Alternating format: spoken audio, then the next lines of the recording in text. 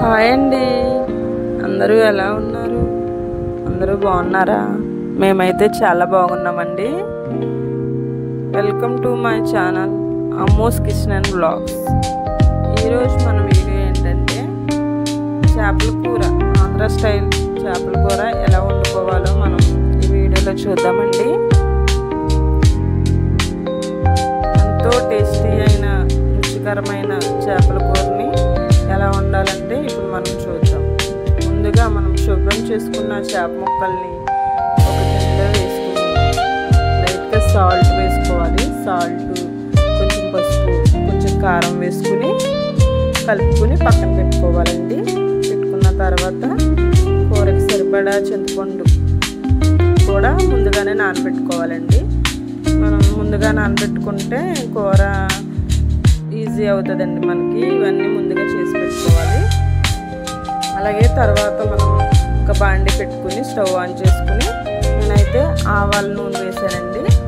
ఆవ నూనె వేసిన తర్వాత 4 సన్నగా కట్ చేసి పెట్టుకున్న పచ్చిమిర్చిని కూరలో వేసుకుని వేపుకోవాలండి. అవి వేగిన తర్వాత ఒక 3 మీడియం సైజు ఉల్లిపాయల్ని మిక్సీలో గ్రైండ్ చేసుకుని పచ్చిమిరపకాయలు వేసిన తర్వాత ఉల్లిపాయ పేస్ట్ని కూడా వేసుకుని మనం వేపుకోవాలి.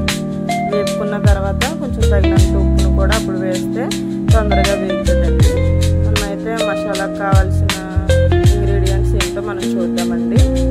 కొంచెం ధనియాలు, దాల్చిన చెక్క, కొంచెం జీలకర్ర, 2 యాలకులు, 2 లవంగాలు, ఒక వెల్లుల్లి రెబ్బలు ఒక 10,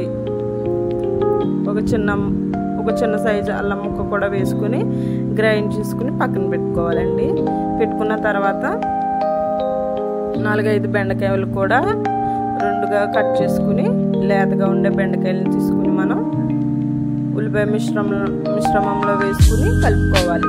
కలుపుకున్న తర్వాత అవి కొంచెంసేపు మగ్గిన తర్వాత మనం ముందుగా గ్రైండ్ చేసి పెట్టుకున్న మసాలా పేస్ట్ని కూడా వేసుకుని పచ్చివాసన పోయేంత వరకు వేపుకోవాలి. వేపుకున్న తర్వాత చిటికెడు పసుపు వేసుకుని కలుపుకోవాలి. కలుపుకున్న తర్వాత ఇందాక మనం ఆల్రెడీ చేప ముక్కల్లో కలిపి పెట్టిన కారం కాకుండా ఒక టేబుల్ స్పూను కూర గ్రేవీలో వేసుకోవాలండి. అప్పుడు కూర ఇంకా టేస్టీగా ఉంటుంది. వేసుకుని కలుపుకున్న తర్వాత ఒకసారి ఈవెన్గా మొత్తం కలుపుకుని చేప ముక్కల్ని మనం ముందుగా కారం ఉప్పు కలిపి పెట్టుకుని చేప ముక్కల్ని ఒక్కొక్కటిగా తీసి కూరలో వేసుకోవాలి.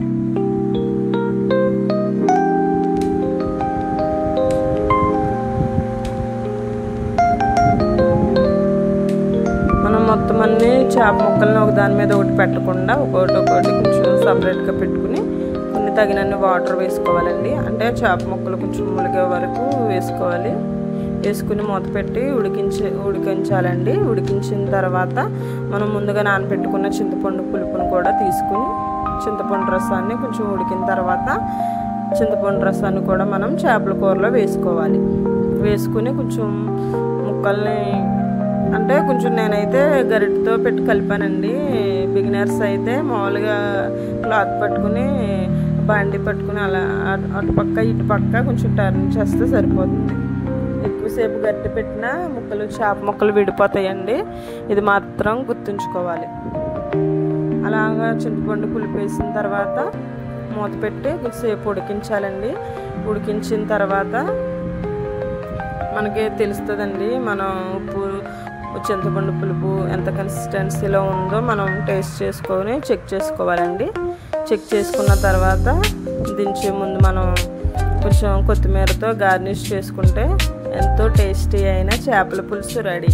ఈ వీడియో కనుక నచ్చినట్లయితే లైక్ చేయండి, షేర్ చేయండి, సబ్స్క్రైబ్ చేసుకోండి.